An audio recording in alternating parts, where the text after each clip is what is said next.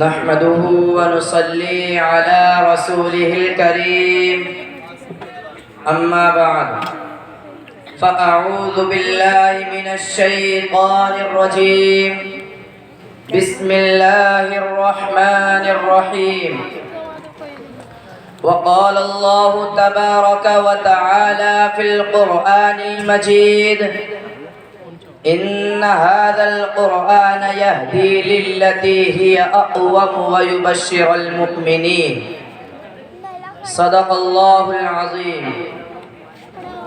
کچھ اہل ستم کچھ اہل حشم میں خانہ گرانے آئے تھے، کچھ اہل ستم کچھ اہل حشم میں خانہ گرانے آئے تھے، دہلیز کو چوم کے چھوڑ گئے، دیکھا کہ پتھر بھاری ہے، زخموں سے جسم گلزار سہی تم اپنے شکستہ تیر گنو، زخموں سے جسم گلزار سہی تم اپنے شکستہ تیر گنو، خود اہل ترکش کہہ دیں گے یہ بازی کس نے ہاری ہے۔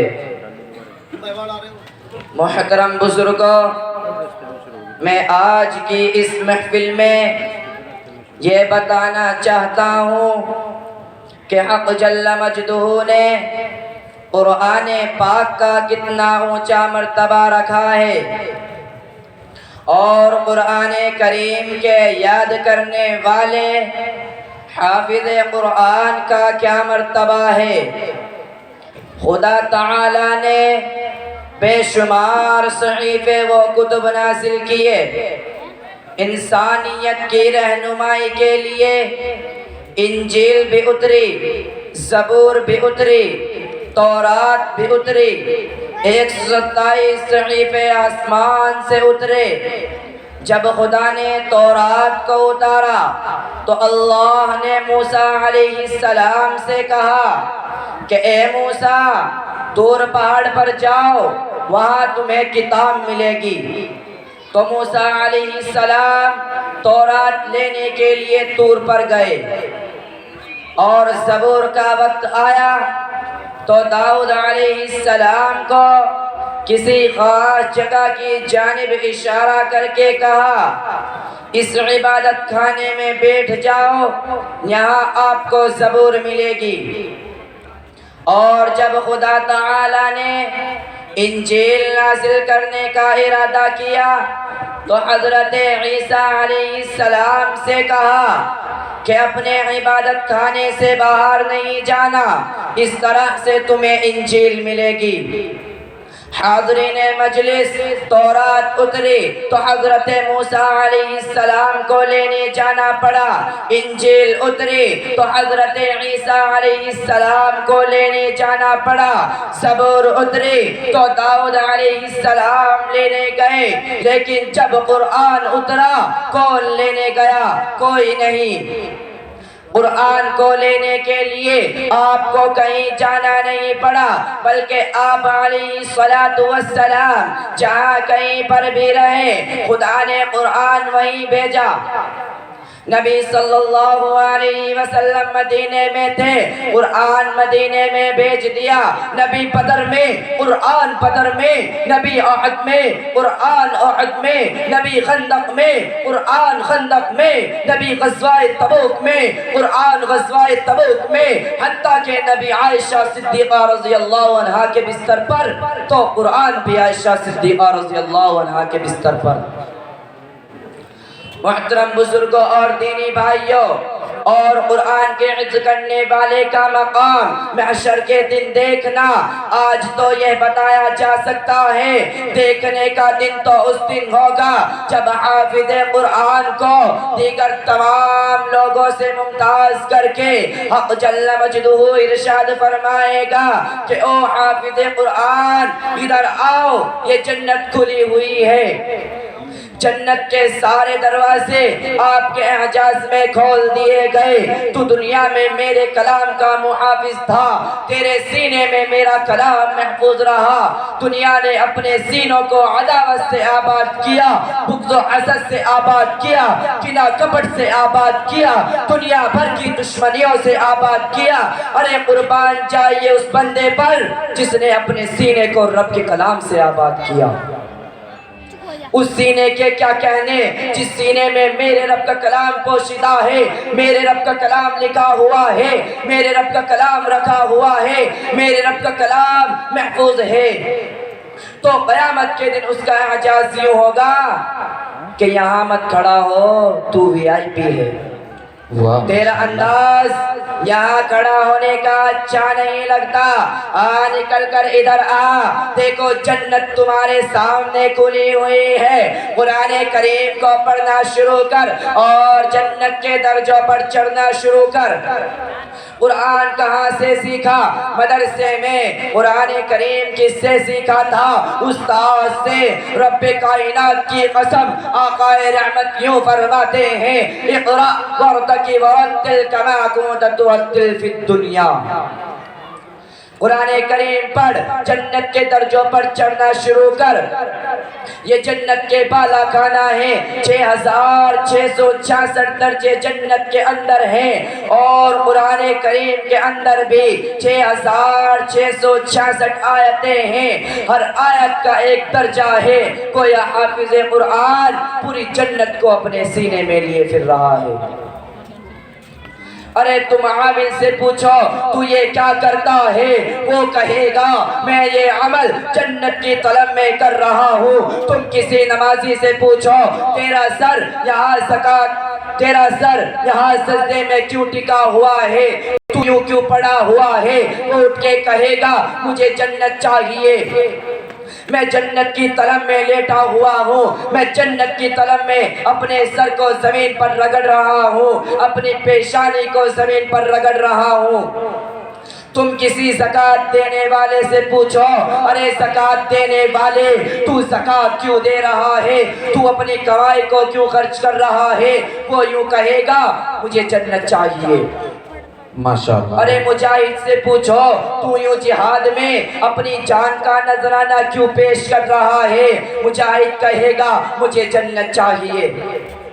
रब्बे काबा की कसम, जब मुजाहिद को जन्नत चाहिए और एक इबादत गुजार को जन्नत चाहिए, सजदा करने वाले को जन्नत चाहिए, हर नेक काम करने वाले को जन्नत चाहिए, अल्लाह के घर का तवाफ करने वाला अपने कपड़े उतार कर, अपनी पोशाक उतार कर रब के घर का चक्कर लगा रहा है। ओ दीवाने, तू रब के घर का चक्कर क्यों लगा रहा है, तू इस अंदाज में तवाफ क्यों कर रहा है? तू अपने घर के अंदर बड़ी अच्छी पोशाक पहनने वाला था, तेरे बदन के ऊपर 10,000 का लिबास था। मैं यूं कहूँगा कि किस्मतों की कोई इंतहा नहीं हुआ करती। तू अपने घर के अंदर शहजादा था, तू हुक्मों के इशारों से सल्तनतें चलाया करता था, लेकिन आज तू बगैर सिले कपड़े में नंगे पैर, नंगे सर, नंगे बदन और चादरों के अंदर मलबूस उस रब के घर के चक्कर क्यों लगा रहा है? तो वो यूं कहेगा मैं जन्नत की तलब में चक्कर लगा रहा हूँ। कुर्बान जाइए उस बंदे के ऊपर जिसके दिल के अंदर मेरे रब ने 30 पारों को महफूज किया कि तू दुनिया के अंदर घूम जा जन्नत की तलब में, और जन्नत मेरे हाफिज कुरान के अंदर महफूज है। मैं आम आदमी की बात नहीं कर रहा हूँ, मैं एक हाफिज कुरान की बात कर रहा हूँ जिसने रब के कलाम को महफूज किया, मैं उसकी बात कर रहा हूँ। मेरा रब उसका यूं एजाज़ फरमाएगा, निकल कर इधर आ। सारी दुनिया के अफराद उनके पीछे होंगे, MP MLA उनके पीछे होंगे, विधायक साइंसदान उनके पीछे होंगे।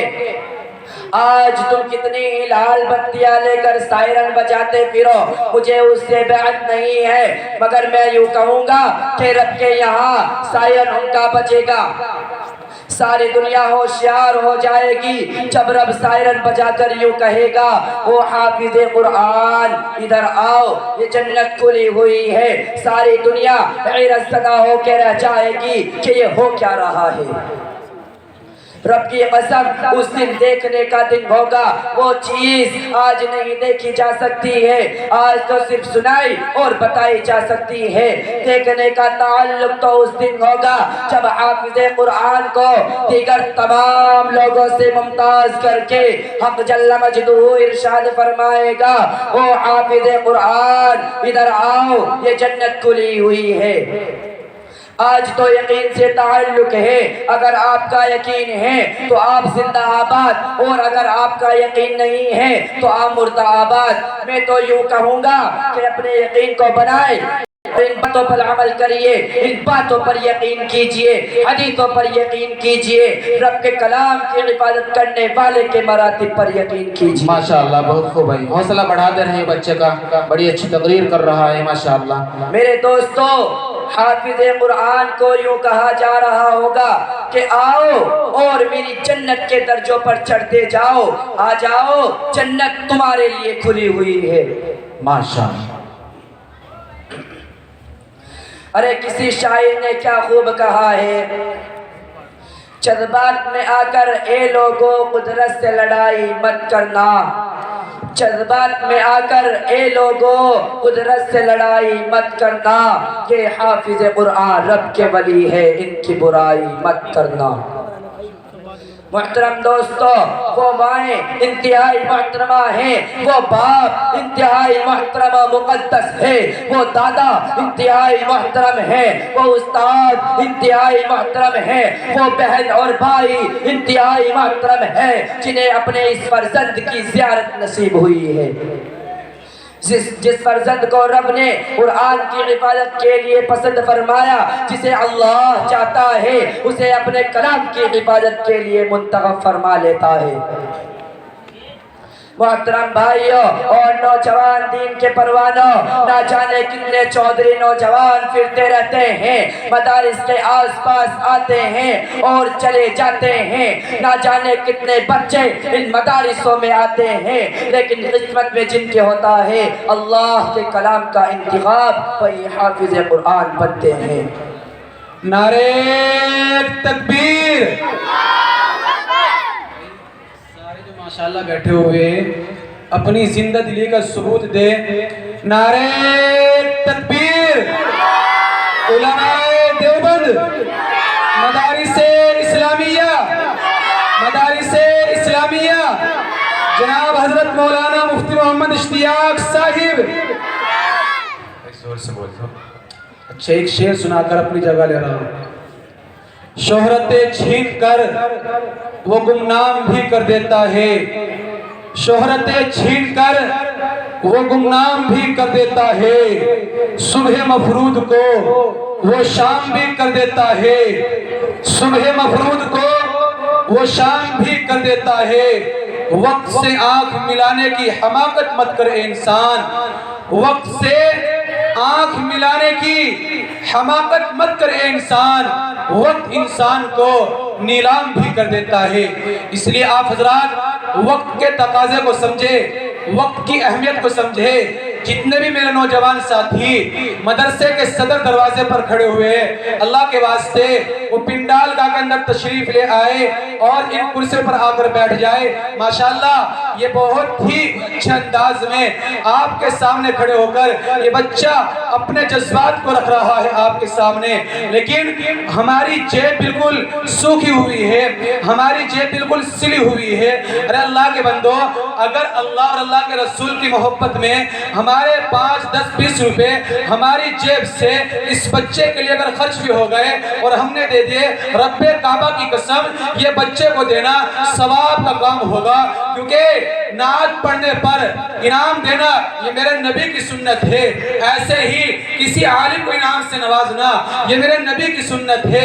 इसलिए आप हजरात इस बच्चे की हौसला अफजाई फरमाते रहे, और जितने भी नौजवान साथी मेरे बाहर खड़े हुए हैं उनसे अदब दरखास्त कर रहा हूं कि आप अंदर तशरीफ ले आए। जज़ाकल्लाह। نہ جانے کتنے بچے ان مدارسوں میں آتے ہیں، لیکن قسمت میں جن کی ہوتا ہے اللہ کے کلام کا انتخاب، وہی حافظ قرآن بنتے ہیں۔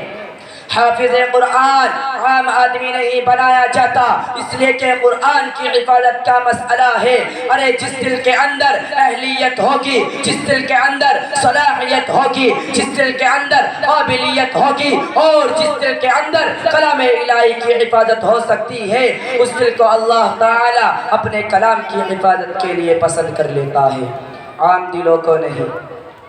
اللہ تعالی ہم سب کو اپنے بچوں کو حافظ قرآن بنانے کی توفیق عطا فرمائے۔ آمین۔ وما علینا الا البلاغ۔